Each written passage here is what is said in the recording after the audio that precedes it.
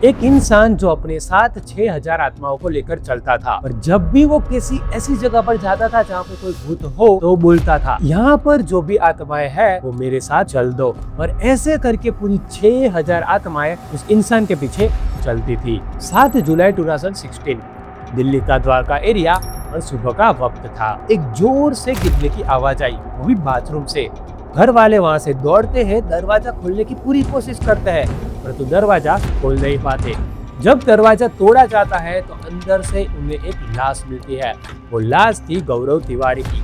गौरव तिवारी एक ऐसे इंसान थे जिनका नाम अपने कहीं ना कहीं किसी न किसी जगह पर या जब भूतों की बात आती है तो उनका नाम अपने कहीं ना कहीं सुना ही होगा। एक टाइम था कि जब गौरव तिवारी ने इंडिया की सबसे बड़ी, सबसे वांटेड जगहों पर जाकर उसकी इन्वेस्टिगेशन की थी। और इस वीडियो में हम पहचानने वाले हैं कि उनकी मौत भूत की वजह से हुई थी। वो 6000 आत्माएं जो उनके पीछे चलती थी उसमें से किसी ने की थी या कोई और वजह थी। गौरव तिवारी का जन्म 2 सितंबर 1984 को एक मिडिल क्लास फैमिली के अंदर हुआ था। 21 साल की उम्र तक गौरव ने तय कर लिया था कि उसे एक पायलट बनना है। वो कमर्शियल पायलट बनने के लिए फ्लोरिडा चला गया और वहाँ पे उन्होंने अपने फ्रेंड के साथ एक रूम रखा। और उस रूम के अंदर ऐसा कुछ हुआ जिसकी वजह से गौरव की पूरी जिंदगी चेंज हो गई। एक दिन की बात है जब गौरव अपने घर के अंदर आराम कर रहे थे तब उन्हें कुछ महसूस हुआ पर उन्होंने उस चीज पर ध्यान नहीं दिया। परंतु जब उनके जो फ्रेंड थे उन्हें भी कुछ नेगेटिव एनर्जी महसूस होने लगी तब उन्हें लगा कि यहाँ पे कुछ ना कुछ गड़बड़ तो जरूर है। और उसके बाद उन्हें पहली बार पैरानॉर्मल एक्टिविटीज के बारे में पता चला। वो पायलट की तैयारी तो कर ही रहे थे परंतु उसके साथ ही साथ उन्होंने पैरानॉर्मल चीजों के बारे में पढ़ना शुरू किया और यहाँ से उनका इंटरेस्ट डे बाय डे बढ़ता गया। उनके अपार्टमेंट के अंदर उन्हें अजीबोगरीब आवाजें, फीलिंग और किसी के चलने की कदमों की आहट ये सब सुनाई देने लगा। और उन्होंने वहाँ से तय कर लिया कि कुछ न कुछ तो चीज है और उसके बारे में मैं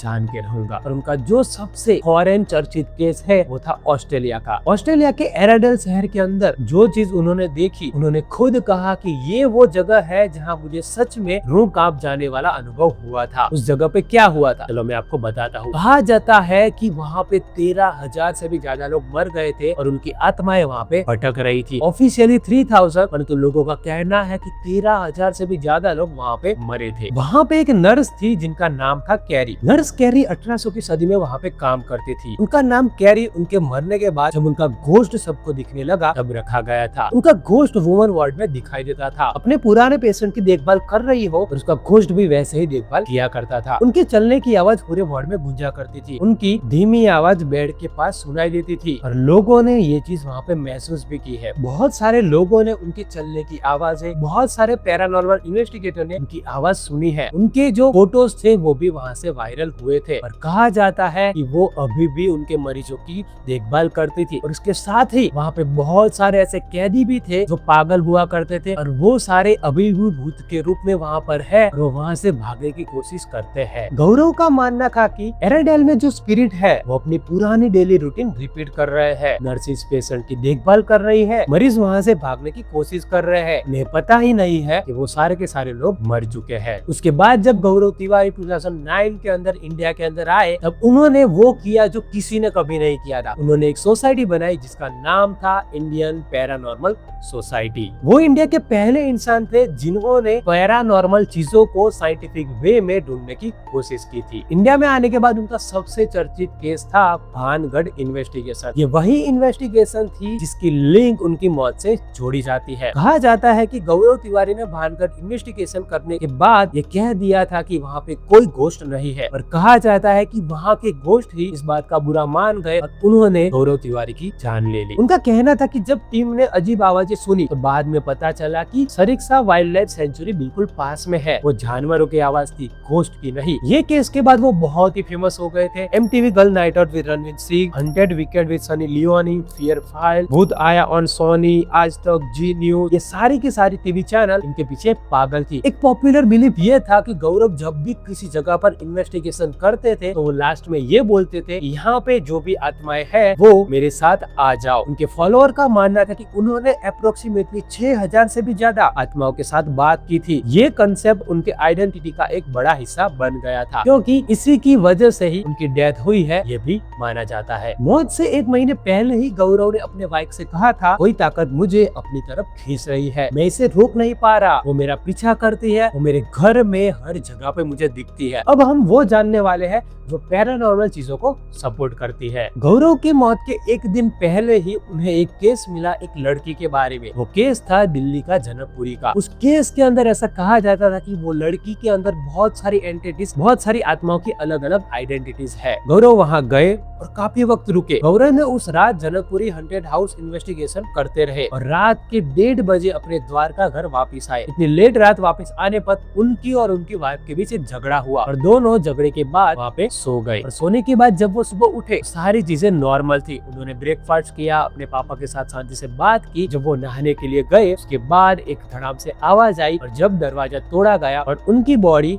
शावर से हैंग की हुई, लटकी हुई पाई गई। पर उनकी बॉडी पर एक काला सा धब्बा था और वो चीज दिखा रही थी कि किसी न किसी चीज ने उनकी जान तो जरूर ली है। अब हम वो चीजें देखने वाले हैं जो पैरानॉर्मल थियरी को सच साबित करते हैं। First, locked room mystery. देखो, अगर उनको किसी इंसान ने मारा है तो फिर वहाँ पे कोई ना कोई होना चाहिए था। और रूम अंदर से लॉक था, कोई अंदर जा नहीं सकता था। और उनकी बॉडी पे जो निशान मिला, उससे पता चलता है कि कोई आत्मा या कोई भूत ही हो सकता है जो उनकी जान ले सकता है। 2, काला निशान। जब उनकी बॉडी को देखा गया तब उनकी बॉडी पर एक काला निशान दिखाई दिया। उससे तो यही समझ में आता है कि उनकी डेथ उस निशानी की वजह से हुई है। उन्होंने हैंग किया था, वो सच बात है, परंतु वो निशान कहाँ से आया और कैसे आया, वो भी एक समझने वाली बात होने वाली है। उनके पिता का कहना था, गौरव खुद कहता था कि ये काला निशान स्पिरिट रिवेंज का साइन होता है। मतलब कि जब भी कोई आत्मा आपसे बदला लेती है तो एक काला निशान छोड़कर जाती है। 3, 1 महीने पहले ही उन्होंने ये चीज कह दी थी कि कोई ना कोई आत्मा उनके पीछे पड़ी है। गौरव ने खुद अपनी वाइफ को कहा, कोई ताकत मुझे खींच रही है। एक इंसान जो 7 साल से स्पिरिट को पकड़ रहा हो या स्पिरिट को जानने की कोशिश कर रहा हो, वो क्या ऐसी चीज गलत बोलेगा? 4,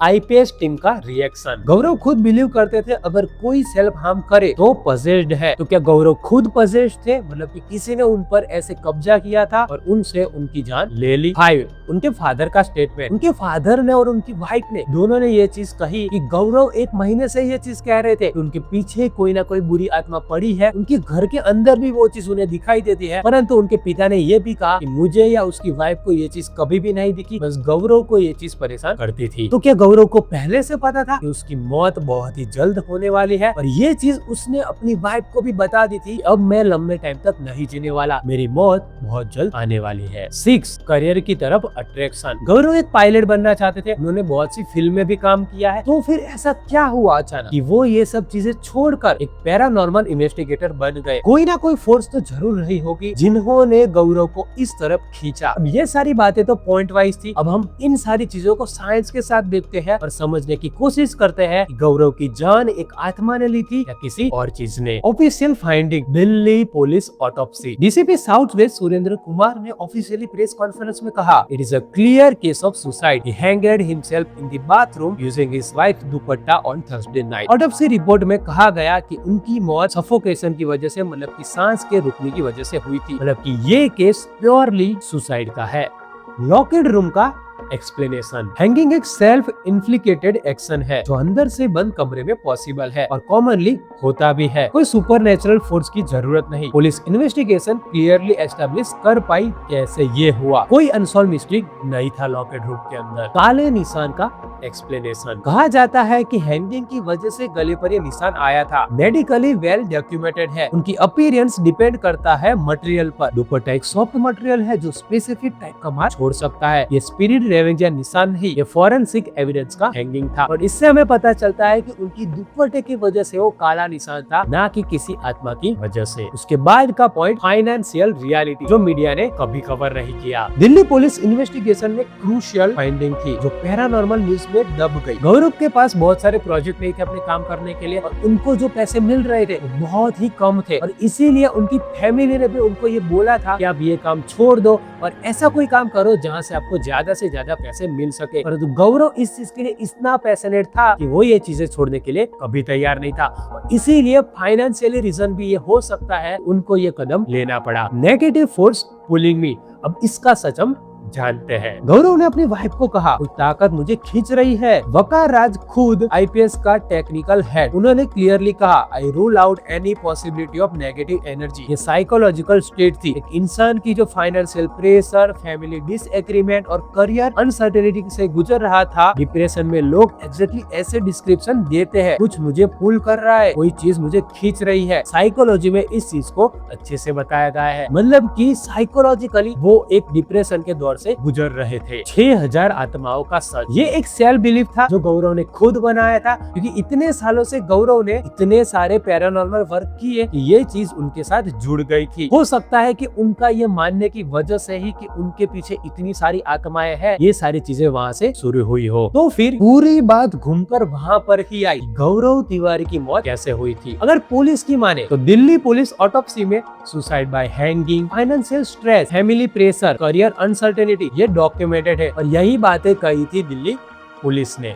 और अगर हम पैरानॉर्मल कम्युनिटी की बात माने तो उनका कहना था कि जो 6000 आत्माएं उनके पीछे थी उसमें से ही किसी ने उनकी जान ले ली। गौरव तिवारी जेन्युइनली एक पैशनेट इंसान था। जब लोग बस भूत प्रेत आत्माओं के अंदर मानते थे तब उन्होंने एक साइंटिफिक रवैया अपनाया और इंडिया के अंदर एक पैरानॉर्मल सोसाइटी बनाकर लोगों को दिखाया कि भूत होते भी है या नहीं होते हैं। और उनका खुद का मानना था कि उन्होंने जितने भी केसेस इन्वेस्टिगेट किए हैं उसमें से 95% केसेस साइकोलॉजी के या और कोई ही होते थे। 5% केसेस ही ऐसे निकले जो भूत प्रेत या आत्मा से लेना देना था। गौरव तिवारी ने अपने जीवन के 7 साल पैरानॉर्मल इन्वेस्टिगेशन के पीछे दिए, परंतु लोगों ने कभी उनको उसके अलावा जानने की कोशिश नहीं की। बस लोग देखते थे कि एक ऐसे इंसान है जो भूत प्रेत आत्माओं से बात करते हैं और उनको जानने की कोशिश करते हैं। जब उनके प्रोजेक्ट फेल हो रहे थे तब भी उन्हें पैरानॉर्मल सेलिब्रिटी के तौर पर देखा जा रहा था, पर लोग ये नहीं देख रहे थे कि क्या फाइनेंशियली भी उन्हें जो चीजें चाहिए वो उन्हें मिल रही है। जब वो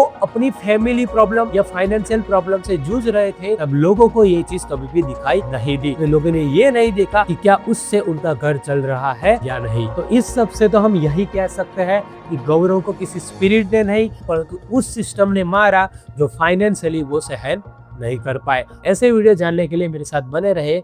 मिलेंगे नेक्स्ट वीडियो में, तब तक जय हिंद।